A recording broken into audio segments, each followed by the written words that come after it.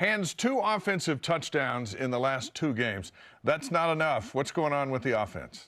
Well, I think that Jake Retzloff can play a little bit better. Obviously, a couple of overthrows in that game against Kansas. Obviously, one underthrow that led to an interception. And I think Jake Retzloff could play better. I think that he would agree with that. Obviously, Aaron Roderick, he'll clean things up. He'll dial things up a little bit. But people got to remember, against UCF, there was some good high-flying offense. You know, against Oklahoma State, there was an 80-yard drive that found the end zone for the win. So there have been great offensive moments this year. I do think Retzloff will figure it out, and I do think things will get going. You know, Dave, I was putting this together, getting ready for the Kansas notes and the call against Kansas. Jake Retzloff's throwing was better in every single category than Jalen Daniels. So I want people to know that Jake had a rough game. I'm sure he knows it. Roderick could have probably called a better game. I'm sure he knows it. They're going to continue to clean things up. But I could go for hours on this, Dave. You know, people are like, oh, there's no way that you should have thrown that post fade and before the second half. You should have ran the ball. Well, what do you think Kansas was thinking that BYU was going to do?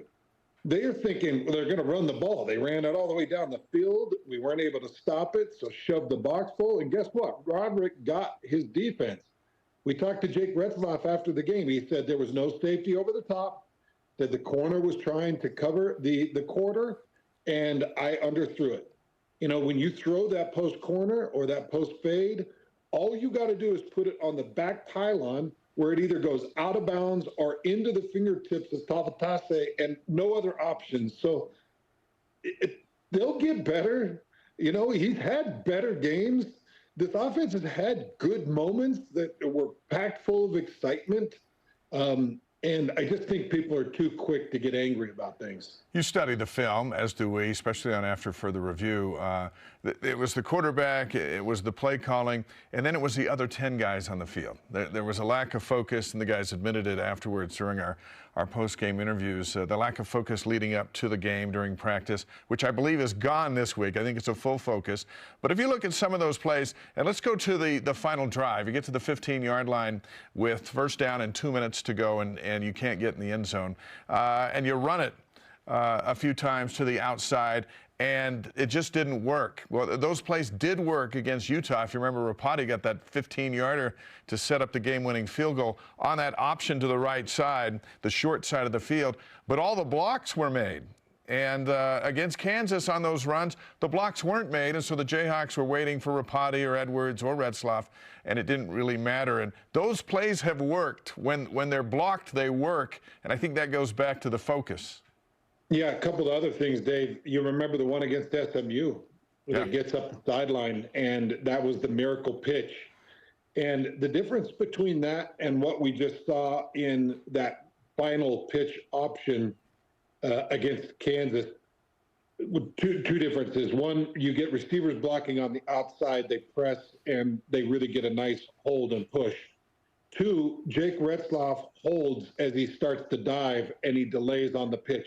In fact, if you go back earlier in the game against Kansas, he would actually carried the ball all the way into the defensive end and pitched late. You have to pull the defensive end. You've got to make him commit to take on the quarterback. You can't let him scrape and flatten and get out to the tackle. So if Jake would have held just a little bit longer, dived at the line, it would have pulled that defense down, knowing that they had to take care of Retzloff, and then he could have pitched it. And then you give Rapati just a little bit more of a seam. So, yeah, it goes down to execution. And remember, Dave, they're not looking for the full 6 yards in that moment.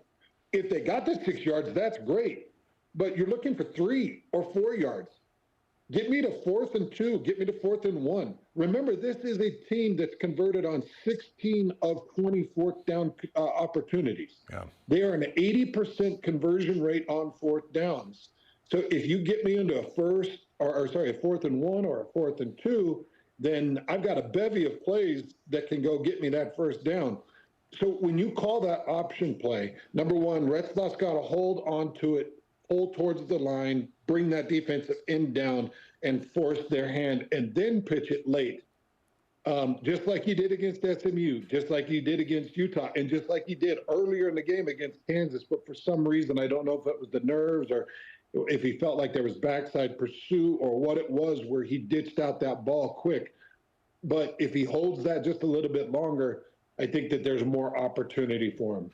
All right, let's talk about something fun. They got to work out the offense in practice. We expect them to be better on Saturday. Here we are, mid-November, and BYU's got the #1 defense in the Big 12. Total defense, #1. Scoring defense, they're right there. Turnovers caused, they're top of the league. 1 year removed from a really tough year stopping anybody. Is that Jay Hill or is that everybody? But all of whoever it is deserves a shout out. So, okay, how about we do this? 5 guys.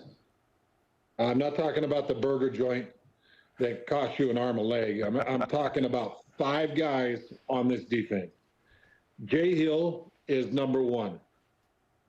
Isaiah Glasker is #2. Jack Kelly is #3.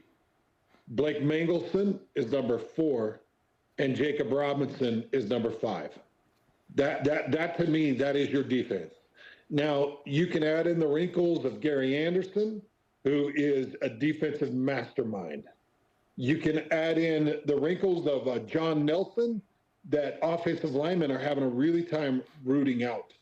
You can add in the staple of a Tyler Batty, who I know people are after because of the antics and the flopping. Stop getting after him. That's stuff I would do. You're just having fun out there. You're trying to draw a flag. Get off his back. They're laughing about it. The other team's laughing about it. It's just them having fun. Tyler Batty is still a stud, and he's still controlling things out there with this defense. But to me, Dave, it's those 5 guys. Jay Hill, Isaiah Glasker, Jack Kelly, Blake Mangelson, and Jacob Robinson. They are dudes, and their box scores are thick. They have piled up so many different big stats, including turnovers and pressures and TFLs and sacks. And I've got a little bit of a crush on those 5 guys right now. The 5 guys. So now I'm thinking about lunch. Thanks for those 5 guys.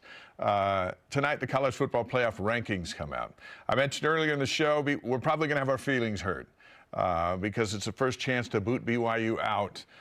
Where do you think the Cougars will land, and how much value are you putting into tonight's rankings?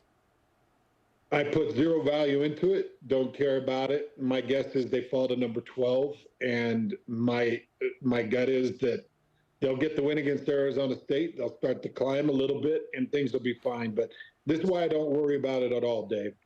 Arizona. Go ahead. I go into this week with just a couple things on my mind: a BYU win, a Utah win, a Colorado win, and a Utah State win.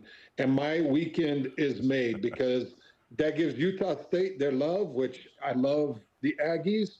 That gives Utah a nice win, but that win ensures that BYU and Colorado will be in the Big 12 championship game as long as they win. So that's all that I'm worried about this weekend. BYU wins, Colorado wins, Utah wins, Utah State wins. Give me those 4 wins, and we're talking about good times, Dave. We're talking about Arlington. That locks BYU in. That would be quite a weekend. You're going to have quite a weekend at what used to be Sun Devil Stadium. There's going to be a lot of BYU fans. Even the coach for Arizona State's out begging people, please don't sell your tickets to BYU fans. It feels like it's got all the makings of a bowl game well before bowl season, but it is so meaningful, more so for Arizona State. They have to win. BYU can still get to Arlington if they lose on Saturday. A couple of things would have to happen, but they control their own destiny. But this is going to be a clash of all clashes, and it's fun to be in big games. It's so fun to be in big games. And by the way, Dave, I'm undefeated in that stadium. So I don't fear that stadium. I'm excited to get back to it. Never lost in it. I only played in it once, but we won. It doesn't matter. The number of times that I won in there doesn't matter, Dave. It's just that I've never lost in that stadium. That's all that's important. That's a fact. That's a fact. But it just doesn't get any bigger. It doesn't get any better. It doesn't get any more fun. You know, when you know that it's all on the line and that you can seal your destiny and you can make something great of this season, which you want to do at this point. You know, you don't want to lose this one and then give Arizona State the tiebreaker and then have to hope that everybody else does something the following weekend to give you an opportunity to be in the Big 12. You still control it. So you still control it. So go into practice knowing you control it and get yourself prepared and ready to go get a win at Sun Devil Stadium. These will be fun moments, and you'll be on the call with Greg Wrubell in the sunshine. Far cry from the other night in a big, big game. Thanks, Hans. I'm going to do this one with my shirt off, man. We're talking about 85, 90-degree weather. I'm going to get those abs out. I'm going to get those guns out and get those ready. Please tell me, please keep the shirt on, but call a good game. You're very good at it. We'll see how it goes, Dave. I'm not going to make any promises. Shirt